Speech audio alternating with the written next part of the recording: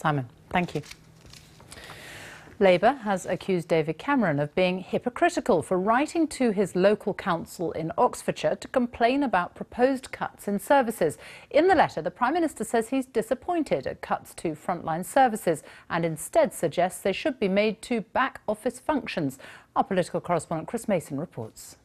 No ifs, no buts, no children's centre cuts. Local services under threat in Oxfordshire. This is a story about a local MP grumbling about those cuts to this council leader.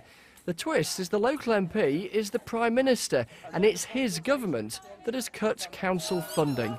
This whole row burst out in public when the Oxford Mail newspaper got hold of two letters. The first was from the Prime Minister to the Conservative leader of Oxfordshire County Council. And then there was the reply from the council leader to David Cameron.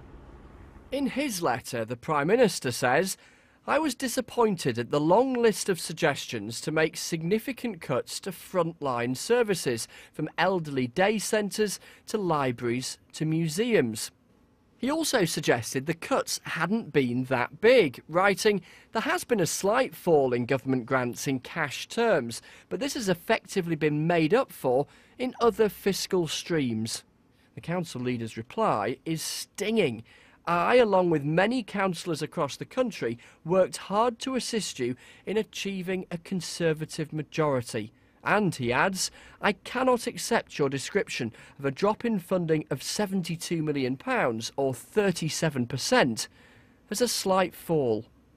It's like all relationships. Sometimes you have a little bit of tension. It's always going to be difficult at some stages, but yesterday I was at number 10 Downing Street and we had a very civil conversation. It's, there's a good relationship there. It looks like David Cameron is campaigning against cuts in his own backyard, but he's perfectly content for deep cuts to public services in communities elsewhere across the country. So it's very hypocritical, I'm afraid.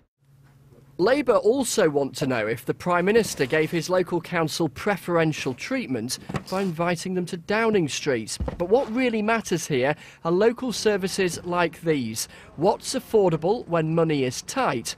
And who's to blame when cuts are made? Chris Mason, BBC News.